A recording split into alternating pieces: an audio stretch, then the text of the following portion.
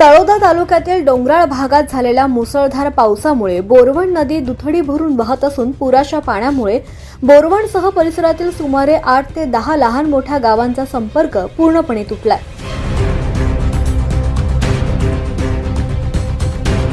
नदीवरील पुलाचं काम अद्याप अपूर्ण असल्याने नागरिकांना मोठ्या संकटाचा सामना करावा लागत असून सार्वजनिक बांधकाम विभागाच्या कार्यक्षमतेवर प्रश्नचिन्ह उपस्थित केले जात आहे। गेल्या वर्षभरापासून सुरू असलेल्या पुलाच्या कामाचा वेग अत्यंत संथ असल्याचा आरोप स्थानिक नागरिक आणि आदिवासी बांधवांनी केलाय। दरवर्षी पावसाळ्यात याच समस्येला सामोरं जावं लागत असताना प्रशासनानं वेळेत काम पूर्ण न केल्यानं नागरिकांमध्ये तीव्र नाराजी व्यक्त होतीये। पुरामुळे विद्यार्थ्यांचे शिक्षण विस्कळीत झालं असून शेतकऱ्यांच्या शेतीमालाच्या वाहतुकीवर देखील याचा परिणाम झालाय। तसंच गंभीर आजारी रुग्णांना उपचारासाठी बाहेर नेण्यातही मोठ्या अडचणी निर्माण होत आहेत। त्यामुळे नागरिकांनी पुलाचं काम युद्धपातळीवर पूर्ण करण्याची आता जोरदार मागणी केली आहे। स्थानिक नागरिक चंबुलाल ठाकरे यांनी सांगितलं, पुलाचं काम वर्षभरापासून सुरू आहे, मात्र प्रगती अत्यंत मंद आहे। प्रत्येक पावसाळ्यात गावांचा संपर्क तुटतो आणि नागरिकांना जीव धोक्यात घालून प्रवास करावा लागतो।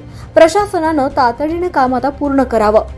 दरम्यान या गंभीर परिस्थितीची दखल घेत आमदार राजेश पाडवी यांनी स्वतः लक्ष घालत तळोदा सार्वजनिक बांधकाम विभागाच्या अधिकाऱ्यांना पुलाचं काम तातडीने पूर्ण करण्याचे स्पष्ट निर्देश दिले। त्यांनी सांगितलं की सुमारे 70 वर्षांनंतर या नदीवर पुलाचं काम सुरू झालंय। वन विभागाच्या काही तांत्रिक अडचणी आणि काही संघटनांच्या विरोधामुळे कामाला विलंब झालाय। मात्र आता मंजूर आराखड्यानुसार काम अंतिम टप्प्यात असून येत्या 1 महिन्यात पूल पूर्ण करून नागरिकांसाठी वाहतुकीस खुला करण्यात येईल असं त्यांनी आश्वासन दिलंय। दरवर्षी पावसाळ्यात हजारो नागरिकांना या समस्येचा सामना करावा लागत असल्यानं संबंधित विभागानं भविष्यात अशा कामांमध्ये दिरंगाई होणार नाही यासाठी अधिक जबाबदारीनं काम करण्याची गरज व्यक्त होतीये। नागरिकांच्या दैनंदिन जीवनाशी निगडीत हा पूल आता लवकरात लवकर पूर्ण होऊन वाहतुकीस खुला व्हावा अशी सर्वसामान्यांची अपेक्षा आहे।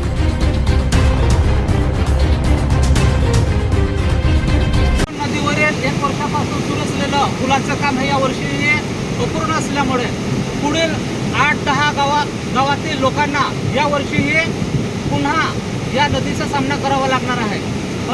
या ठिकाणी नदीला पूर आलेला आहे आणि अपूर्ण स्थितीत पुलाचं काम आहे। 24 लाईव्ह महाराष्ट्र न्यूजसाठी शैलेंद्र आहिरे, तळोदा।